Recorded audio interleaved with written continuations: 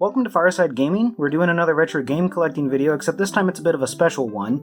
As you can see in front of you here, I bought an original Xbox, and I'm going to apologize if the footage is a little shaky. I don't actually have a tripod for my phone, which is how I record these videos, and the arm that I use to give myself an above-cam view whenever I do these retro game videos, it can't go high enough to truly get this Xbox in view. If you've never seen these things, they are massive. They're basically they're computers. I know all consoles are kind of like, computers, but these things are really, really close to just being like a big chunky computer. But I picked one of these up, me and the wife did, specifically because we wanted to play some of the old games on the original Xbox, and sometimes you run into problems with emulation and things like that. So we thought, well, you know what? Let's just get an Xbox, and then we don't have to worry about that. Specifically, we had problems running Halo 2 on the 360. We kept getting weird graphical glitches. You'd leave a cutscene and like an after image of it would be left on your screen while you were playing and stuff like that. And it was really frustrating, and it took away from the experience. So we said, well, you know what? We'll just forget that. We won't use the backwards compatibility on the 360 anymore or anything like that. We'll just get an original Xbox. So we picked up this Xbox, and it came with the redesigned, smaller original Xbox controller back when they had the black and white buttons. Still got your ABXY and everything, the bad D-pad. Xbox controllers have bad D-pads, they kind of always have. You still got your, is it still back? Yeah, start and back. You've got a single L and R. That was a bit odd, but then again, you also had these extra two buttons here to kind of make up for that. And this is something, if you didn't play games in the original Xbox era, that might be surprising. Memory cards actually went into these slots. You could just basically chuck your memory card with your Halo 2 profile on it onto a memory card, throw it in your controller, take your controller to your buddy's house, load up your profile, and play Halo 2. It was kind of a cool thing, especially whenever most consoles you plugged the memory card into the console, but you can see that there are only controller ports on the original Xbox, so much so that there's actually a little attachment you can buy that lets it play DVDs, because the original Xbox couldn't, and you take this little attachment and you just plug it into one of the controller ports instead, and then it can play DVDs. It's kind of odd. But we bought this. We also bought, to go with it, because, of course, we both want to play games together, one of the original Xbox controllers, which is freaking massive.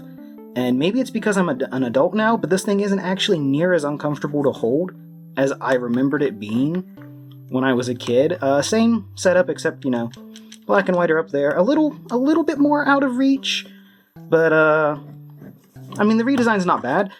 The redesign's good. It's better, but this actually isn't that bad. Let me grab this other controller over here. Sorry for that glare off my light. Just to give an idea as to the difference in... Okay, you're not going to work with me? Sure. Can I move the light maybe? Alright. Be that way. Either way, you can see. You can see the extreme difference in size between these two controllers. Yeah, again, I'm sorry for the shaky cam. I'll have to work on getting something if I'm going to do anything else like this, because this is a bit much. But I'm going to talk about games now, so I'm going to go ahead and I'm going to switch over to the overhead view, and then we won't have to deal with this shaky cam anymore. So let's get to that. Okay, so I'm back, and we're going to start looking at games. First off, though, I do want to talk about 4 games that I do already own for the original Xbox, and 3 of them do support backwards compatibility: Jade Empire, Halo 2, and Halo 1. I picked these up a while ago. I don't think I posted about them in any videos. I can't remember. I might have put pictures on Twitter. But I have these ones. But the reason that I really wanted to get an Xbox, partially, one of them, is I've been sitting on this game for a while. Gun Griffin Allied Strike. Now this is, if I remember right, it's a first person, or is it third? I think it's first. It's a mech sim game. I have Gun Griffin Blaze on PS2. I haven't played either of them yet. I intend to. I'd like to do it for review for the channel eventually, but I couldn't play this one. Like, that was the biggest thing, is I couldn't play this one because it didn't have backwards compatibility. And if there's a reason that I'm really interested in these games, well, one, I really like mechs, and two, this is made by Game Arts, which are the same guys behind the Grandia series and the Lunar series, which are two of my favorite RPG games, like series, I guess I should say. So I want to see their take on Mecha Sim. But so this was a big deciding factor in me finally wanting to pick up an Xbox. But part of it was also because me and the wife went through and, we made a list of games that we thought looked good on the Xbox and like that we might want to pick up and play and use for the channel or anything like that. She didn't grow up with an Xbox, so she just got to go through and look at games and stuff like that. And obviously we didn't go out and buy like every game we put on our list. That would be crazy. But we did get a good bit of them, and I will jump into that now. Okay, so first up is one of the wife's picks, and that is Blink's The Time Sweeper. Now this is a 3D platformer, if you don't know. It's Microsoft Studio, so this is actually like a first-party Microsoft game from my understanding, and I've never played it. I've always heard really good things about it. The wife saw it, we watched some gameplay footage, she looked at it, and she said, yeah, I'd like to play Blinks. That looks fun. So we said, alright, cool, let's go ahead and pick it up. I am looking at this, and I don't know if this is actually a thing with Xbox games, but I noticed that this has the black Xbox bar. I don't know if Platinum Hits usually just keep that, or if they had like a Platinum Hits ones at the top, like kind of like some PlayStation games were different like that, Like sometimes their manuals were in black and white instead of color and stuff. I think Final Fantasy X was like that for the Greatest Hits version. It was a black and white manual as compared to a colored one for the original release. So I don't know, maybe this is a pieced together complete version. I have no idea, but that's something worth noting. If you know, go ahead and comment it down below. Let me know.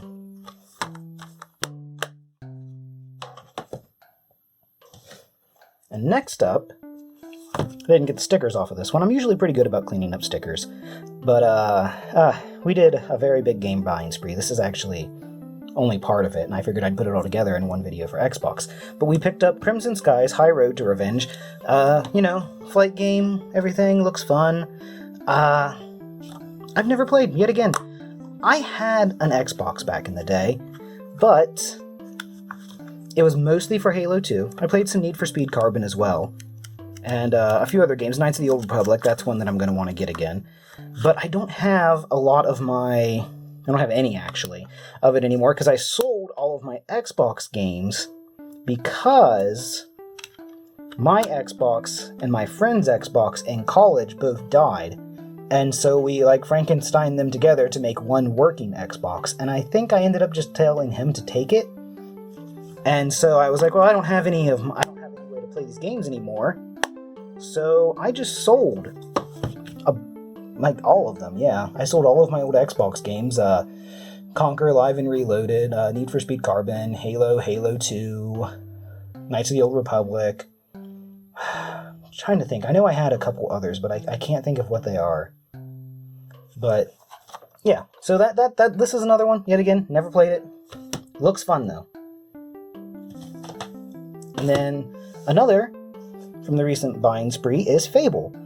Yet again, I never played Fable. I never thought it was interesting. I watched multiple friends play through the game. This is more of a wife pickup. She's never played Fable. She loves her medieval fantasy RPGs, and we got this for cheap. I don't know, it was like $8, and as you can see, it's complete. It's in good shape. Not that Fable is a hard game to find or anything like that, but this one's case was in really good shape, and we wouldn't have to do a whole lot of cleaning on it and stuff. I got to take the sticker off there. Yeah, $8. So yeah, that's the other edition. I don't know as if I'll ever get around to playing Fable, but we'll see. Maybe someday. And now we have Kingdom Under Fire: The Crusaders. This is a third-person strategy game with some hack and slash elements to it. I watched... So, like, we always watch a little bit of gameplay on a game we've never played, you know? Go to YouTube, look somebody up, and watch their gameplay and be like, alright, what's this game look like? Because I think that's the better thing to do, to figure out if a game looks like it'll be fun for you, than just going strictly off of review scores. Because, like, you know, sometimes you can find a game that, like, it's a 5 out of 10, you know? But, like, if you really like that genre of game, and, maybe something about the game just, like, really clicks with you. And I don't think this is the case with this, actually. This one looked good no matter what, like, and I think it's reviewed well, too. I can't actually remember. But I watched one level be played of this game, and I was like, that looks fun. Let's go ahead and grab that. And the wife agreed. I think she was in that same boat where she was like, yeah, no, I'd play this. So we were like, yep, sure, add this to our shelf, play this game. And yet again, I think I should really, like, I don't know if you guys care to see, like, prices I spend on stuff or anything. Like, I don't want to, how do I put this? I usually don't leave the stickers. I could if people want to see, like, how much I spend on things, but, like, I don't want to sit there and be like, oh, look how much money I spent because I am, like, a rich game collector. I'm not rich, by the way, but you get what I'm saying. Sometimes I spend a little too much on retro game collecting, and I don't want people to look at that and be like, oh, you know, this guy's just showing off how much money he has, because that's really not the point of it. But if I remember right, I think we bought this for $15, and I don't know how these compare price wise. I don't have those numbers off the top of my head, like what they're going for now, but that's what we got it for. And I'll be honest, you know, from what I saw, it looked like easily a $15 game. And next up is another one. We're doing another wife pick. This one... Okay, sorry about that. My phone ran out of storage space. I have a 10-month-old son, and I've been taking a lot more pictures and videos, and I didn't realize how little space I evidently had. So, back to it. We were talking about Nightcaster, Defeat the Darkness. I think I said, yeah, this is a pickup for the wife. One that she wanted. I think it's... I can't remember. I could be completely wrong about this. But I think I remember when we watched the gameplay of it, it was kind of like a top-down dungeon crawler with, like, a heavy magic system. But I can't legitimately remember. Can I get any hints? Maybe the back of the case will help. No, but before we do that... That was in there tight. Disc shown. Blah, blah, blah. Do you show me? So maybe it's not top down, maybe it's more third person. Either way, I do specifically remember this is one that the wife called out and said this looked really interesting. Not that I didn't think it looked good, but it was one that particularly caught her eye. Like I said, she really likes her medieval fantasy, you know, games like that. Which isn't to say I don't like fantasy, but I do. I'm very much a sci-fi guy, and that's actually where we're going to get into this one, which is Robotech Invasion. I know bringing up Robotech is always like a sore spot in the US. Listen, I've got no love for Harmony Gold, you know? But I like Robotech. I grew up on it. I grew up watching it. I have the 3 seasons and the 2 movies and stuff like that. Like, I grew up on Robotech. I really like it. I get that it's Macross and, you know, Megazone 23 and Southern Cross, I think, as well. I think it's Robotech is Macross, and then Season 2 is Southern Cross, and then Season 3 is Megazone 23, or is it 22? I don't actually know. But either way, there were games for Robotech. I have Battlecry on the PS2, which is... It has the makings of a good game, but it always is... I've never finished it. It's always been a bit frustrating. I liked the concepts it had, but this one is set in the 3rd season of Robotech. So instead of fighter jets, you are playing as, well, I don't know who you're playing as, but you're playing as one of these soldiers who basically, and this is a cool concept, you have armor that you wear, and then you kind of transform into motorcycles, I think? Gosh, it's been a while. Or maybe you don't transform into the motorcycle? Maybe you do. I can't remember. It's been a while. But, yeah, look at this. Steve still got the original tape seal on it. Bumped my arm there.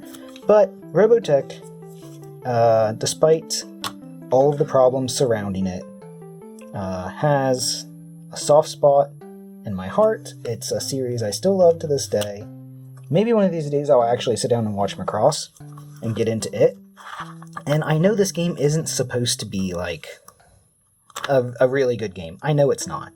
But it's from a franchise that I happen to enjoy, and it looked like it was a solid enough game, so I wanted to give it a shot. Maybe see if it would, particularly appeal to me, even if it might not be the best game there is.